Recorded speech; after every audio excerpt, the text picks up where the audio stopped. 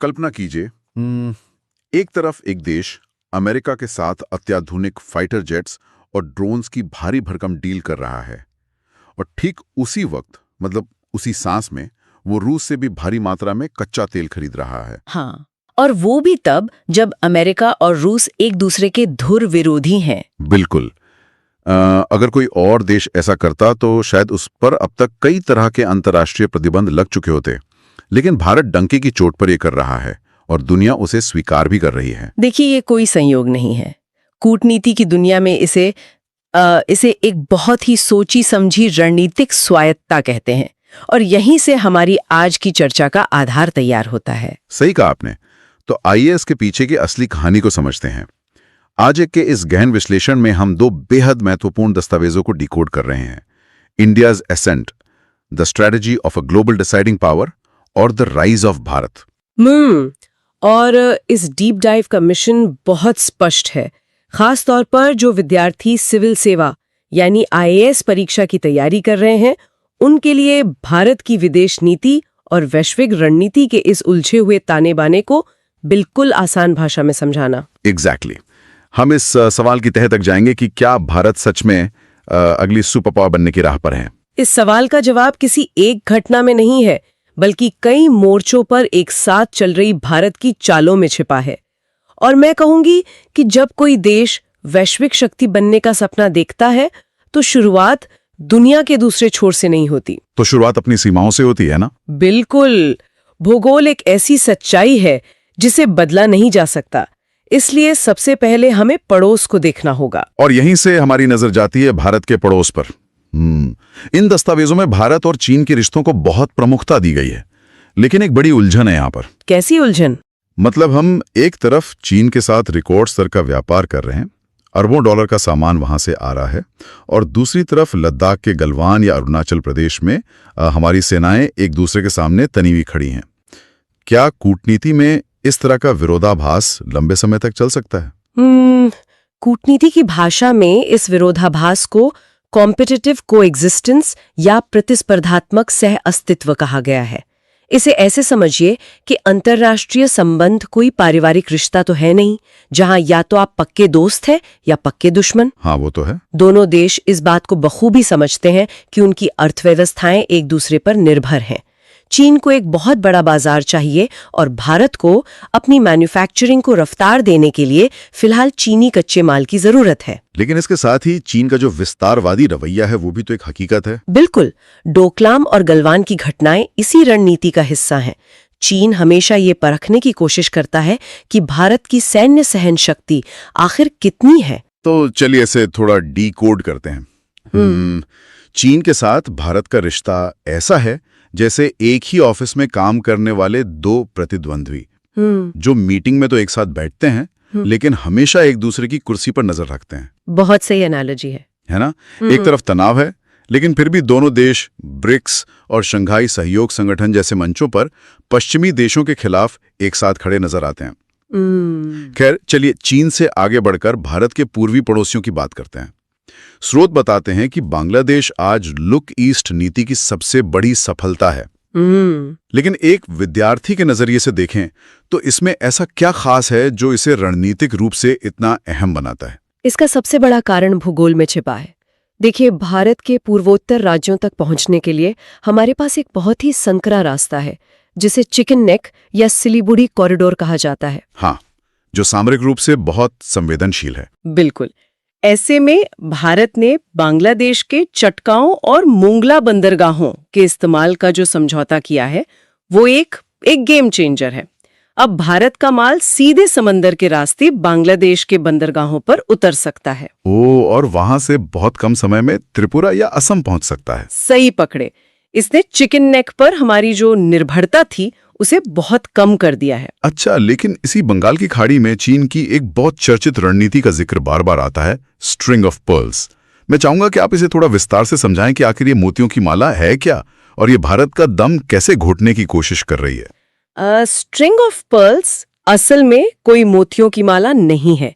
ये चीन द्वारा भारत के चारों तरफ बनाए जा रहे बंदरगाहों और नौसैनिक ठिकानों का एक पूरा नेटवर्क है। जैसे पाकिस्तान में ग्वादर पोर्ट है। हाँ, पाकिस्तान में ग्वादर, श्रीलंका में हम्बनटोटा और म्यांमार में क्याओकफ्यू पोर्ट। अगर आप नक्शे पर इन ठिकानों को जोड़ें तो ये भारत के प्रायद्वीप को घेरते हुए एक माला की तरह दिखाई देते हैं। मतलब चीन इन कमर्शियल बंदरगाहों को भविष्य में सैन्य ठिकानों में बदल सकता है। बिल्कुल, इसीलिए बांग्लादेश के साथ मजबूत संबंध बनाकर भारत उस माला को तोड़ने की एक कोशिश कर रहा है। हाँ, पड़ोस की इस बिसात में एक और मोहरा है जो अक्सर चर्चा में रहता है, नेपाल। दस्तावेजों में भारत और नेपाल के रिश्ते को रोटी बेटी का रिश्ता कहा गया है। खुली सीमाएं हैं। दक्षिण एशिया की पहली अंतर्राष्ट्रीय तेल पाइपलाइन मोतीहारी से अमलेगंज तक बिछाई गई है। लेकिन पिछले कुछ सालों में चीन ने नेपाल में बेल्ट एंड रोड इनिशिएटिव के जरिए सड़कों का जाल बिछाना शुरू कर दिया है। तो क्या नेपाल अब सिर्फ एक सांस्कृतिक पड़ोसी रह गया है या फिर कूटनीतिक शतरंज का बोर्ड बन चुका है? मैं कहूंगी कि यह एक बहुत ही यथार्थवादी नजरिया है। नेपाल अब सिर्फ एक सांस्कृतिक साथी नहीं है, बल्कि वो भारत और चीन के बीच एक बफर स्टेट है। बफर स्टेट यानी दो बड़ी ताकतों के बीच का वो देश जो सीधे टकराव को रोकता है। बिल्कुल, और चीन ये भली भांति जानता है कि नेपाल में अपना प्रभाव बढ़ाकर वो सीधे भारत के हृदय स्थल यानी उत्तर प्रदेश और बिहार की सीमाओं तक अपना दबाव बना सकता है। तो भारत की इसके खिलाफ क्या रणनीति है? भारत अब केवल पुराने सांस्कृतिक रिश्तों के भरोसे नहीं बैठा है।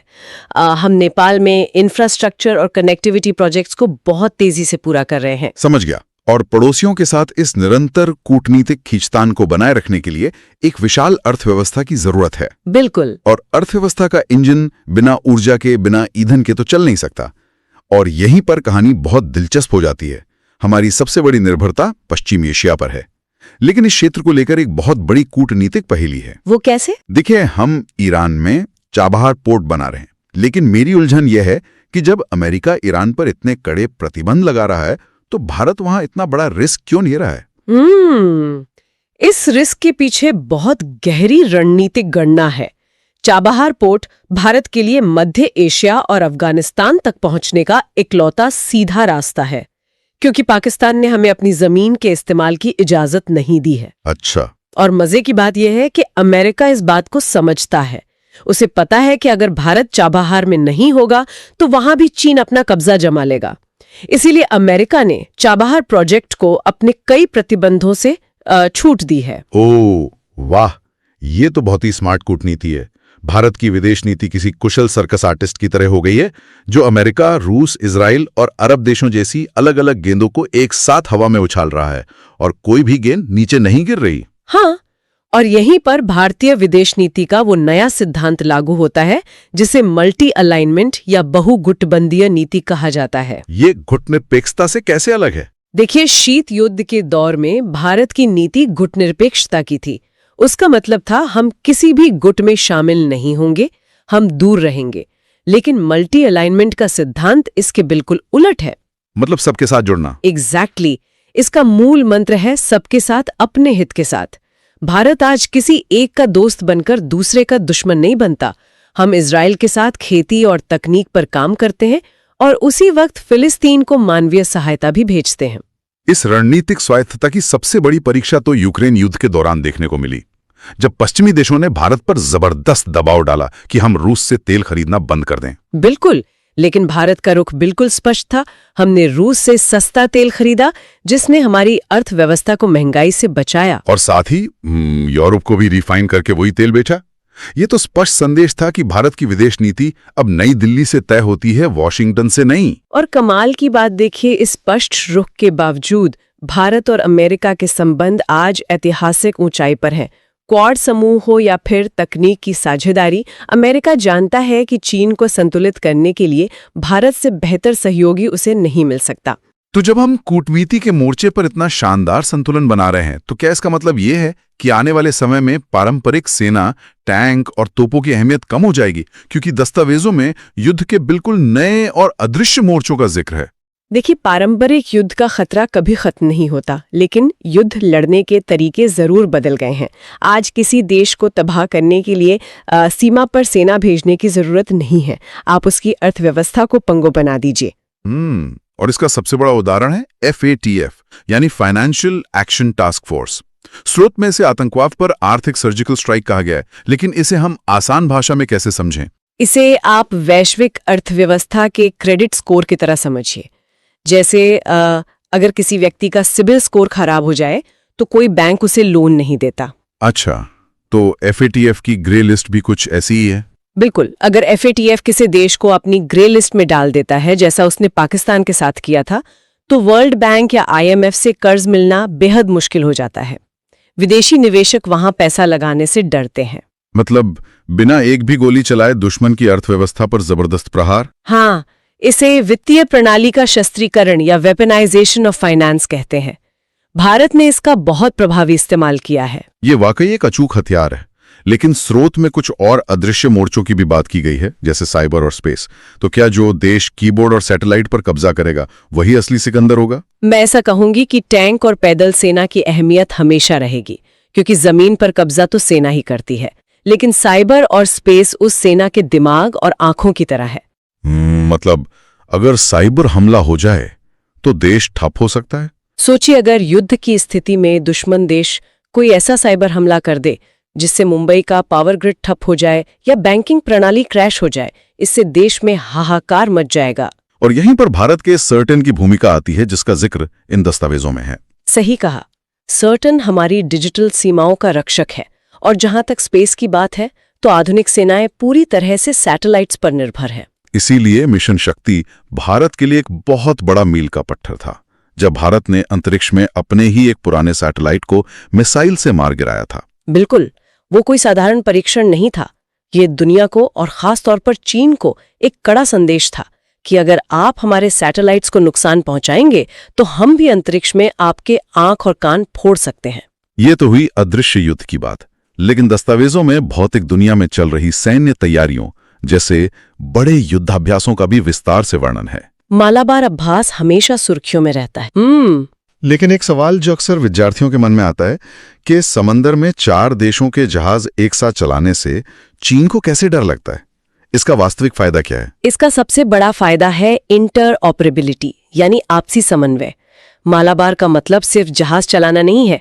इसका मतलब है कि भारतीय और अमेरिकी नौसेनाएं एक ही रेडियो फ्रीक्वेंसी पर बात कर रही हैं, रियल टाइम डेटा साझा कर रही हैं। ओह, मतलब अगर जापान के किसी जहाज को कोई चीनी पनडुब्बी दिखाई देती है तो वो जानकारी उसी सेकंड भारतीय नौसेना को भी मिल जाएगी। बिल्कुल, ये साझा ताकत इंडो पैसिफिक क्षेत्र में चीन की विस्तारवादी नीतियों के लिए एक बहुत बड़ी दीवार खड़ी कर देती है। ये बिंदु बहुत दिलचस्प है। सैन्य अभ्यास के जरिए चीन को संदेश देना एक बात है, लेकिन एक IAS एस्पिरेंट के नजरिए से देखें तो स्रोत में जलवायु परिवर्तन को राष्ट्रीय सुरक्षा का मुद्दा बताया गया है। ये बिल्कुल नया नजरिया है। हम जलवायु परिवर्तन को सीधे तौर पर राष्ट्रीय सुरक्षा के खतरे के रूप में कैसे देख सकते हैं? क्योंकि जलवायु परिवर्तन एक थ्रेट मल्टीप्लायर है। यह मौजूदा खतरों को कई गुना बढ़ा देता है। वो कैसे? कोई उदाहरण? देखिए, अगर बंगाल की खाड़ी में समुद्र का जल स्तर बढ़ता है तो बांग्लादेश के निचले तटीय इलाके डूबने लगेंगे। इसके परिणाम स्वरूप वहां से लाखों लोग विस्थापित होंगे और वे भारत की सीमाओं की तरफ पलायन करेंगे। बाप रे, इससे तो घुसपैठ का एक भयंकर संकट पैदा होगा। बिल्कुल, जो सीधे तौर पर हमारी आंतरिक सुरक्षा को खतरे में डाल देगा। कृषि चक्र बदलने से पानी और अनाज का संकट पैदा होगा, जिससे देश के अंदर अस्थिरता फैल सकती है। और यही वजह है कि भारत अब जलवायु परिवर्तन के मोर्चे पर सिर्फ एक पीड़ित देश बनकर अंतर्राष्ट्रीय मंचों पर मदद की गुहार नहीं लगा रहा है, बल्कि समाधान दे रहा है। हाँ, अंतर्राष्ट्रीय सौर गठबंधन जैसी पहल इसका प्रत्यक्ष प्रमाण है। हम ग्रीन हाइड्रोजन और इलेक्ट्रिक वाहनों में भारी निवेश कर रहे हैं। और जब कॉप यानी कॉन्फ्रेंस ऑफ पार्टीज जैसे सम्मेलन होते हैं तो भारत जलवायु न्याय की मांग बहुत आक्रामकता से रखता है। बिल्कुल, भारत विकसित देशों की आंखों में आंखें डालकर कहता है कि पिछले 200 सालों में औद्योगिकरण करके तुमने इस पृथ्वी को सबसे ज्यादा प्रदूषित किया है। अब जब हमारे जैसे विकासशील देशों को ऊर्जा की जरूरत है तो तुम हम पर दबाव नहीं डाल सकते। विकास का अधिकार भी उतना ही जरूरी है। ये एक बहुत ही बेबाक कूटनीतिक रुख है। तो अगर हम अब तक की पूरी चर्चा के धागों को एक साथ समेटे, पड़ोस की कूटनीति, चाबहार पोर्ट, FATF, साइबर सुरक्षा और जलवायु परिवर्तन, तो इन सब का अंतिम परिणाम क्या निकलता है? परिणाम ये है कि वैश्विक मंच पर भारत अब सिर्फ श्रोता नहीं है। भारत अब उभरती हुई शक्ति से आगे बढ़कर एक डिसाइडिंग पावर यानी निर्णायक शक्ति बन चुका है। भारत अब एजेंडा तय करता है। इसका एक बहुत बड़ा उदाहरण हमारा डिजिटल पब्लिक इंफ्रास्ट्रक्चर जैसे यूपीआई है। मुझे लगता है कि ये अब भारत की एक बहुत बड़ी सॉफ्ट पावर बन चुका है। बिल्कुल सटीक बात कही आपने। आज दुनिया के कई विकासशील देश पश्चिमी वित्तीय प्रणालियों पर निर्भर नहीं रहना चाहते। उन्हें एक सस्ता विकल्प चाहिए और भारत उन्हें यह विकल्प दे रहा है। और कोविड के दौरान हमारी वैक्सीन डिप्लोमेसी ने भी ग्लोबल साउथ को ये भरोसा दिलाया कि भारत उनके साथ खड़ा है। आज दुनिया को विकल्प की तलाश है। अमेरिका को चीन का विकल्प चाहिए, रूस को संतुलन चाहिए और ग्लोबल साउथ को नेतृत्व चाहिए।